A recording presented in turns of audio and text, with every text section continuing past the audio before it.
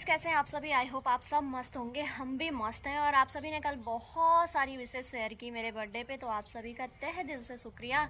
जिन्होंने भी WhatsApp, Insta और फेसबुक पे मुझे ढेर सारी विशेष भेज रखी हुई थी, तो आप सभी का मैं दिल से धन्यवाद करती हूँ। साथ ही यार क्या बोलना इस उत्तराखंड के लिए, तो क्या चल रहा है इस उत्तराखंड में कुछ समझ ही नहीं आता कि मतलब लगता ही नहीं है कि ऐसे उत्तराखंड के लिए ना हमारे पूर्वजों ने इतनी लड़ाइयाँ लड़ी हैं, इतने आंदोलन किए हैं, इतना उन्होंने अपना घर बार छोड़ के ये उत्तराखंड इसलिए अलग बनाया ताकि यार हम इस उत्तराखंड को आगे बढ़ा सकें। हमारा खुद का मतलब यार इस उत्तराखंड में सब कुछ हो ना, हमें इतनी दौड़ा भागी वहाँ यूपी जाके ना करनी पड़े। लेकिन आज हम इस उत्तराखंड को कौन सी दिशा में लेकर के जा रहे हैं, कुछ समझ ही नहीं आता।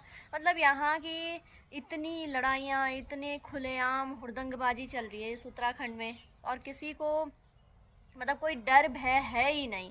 वो कहते हैं ना कि जब तक हमारा ये उत्तराखंड छोटा था ना, जैसे एक बच्चा होता है ना, जब तक छोटा होता है तब तक तो वो बिल्कुल एकदम सुधरा सा रहता है, जब तक वो माँ बाप की छत्र छाया में रहता है। लेकिन जैसे ही वो थोड़ा सा युवा अवस्था में आता है वैसे ही वो बिगड़ने लग जाता है। वैसे ही मुझे लगता है हमारा ये उत्तराखंड भी धीरे धीरे करके होता चला जा रहा है। जब तक ये थोड़ा सा छोटा था उम्र में तब तक तो बढ़िया चल रहा था, लेकिन जैसे जैसे ये युवा अवस्था की तरफ हमारा उत्तराखंड जा रहा है ना, तो पता नहीं कौन सी दिशा में जा रहा है।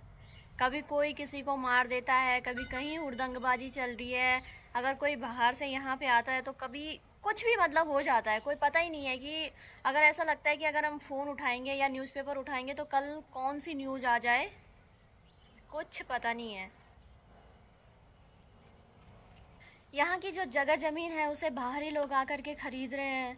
मतलब किसी का कुछ डर भय है ही नहीं। और हम यहाँ के उत्तराखंड के लोग क्या कर रहे हैं, हम लोग क्या कर रहे हैं, भाई दो चार पैसे का लालच देख करके ज़मीन बेच दे रहे हैं अपनी अच्छी खासी। हमें तो पता ही नहीं है कि भाई हम तो स्वर्ग में रह रहे हैं जा कर के।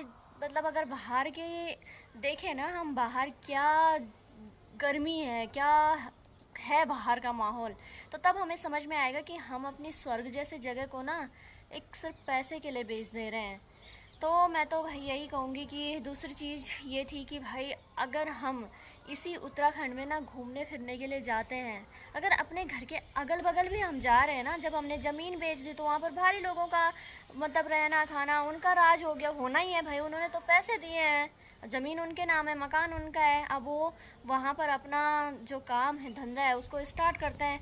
तो हम जो यहाँ के उत्तराखंड के लोग हैं ना, हमें जा कर के अपनी ही जगह पे घूमने फिरने के लिए ना, अपनी जगह पे जाने के लिए, वहाँ देखने के लिए ना पैसे देने पड़ रहे हैं। अगर हम अपनी गाड़ी लेके जाते हैं ना तो हमें पार्किंग का पैसा देना पड़ रहा है। अगर हम घूमने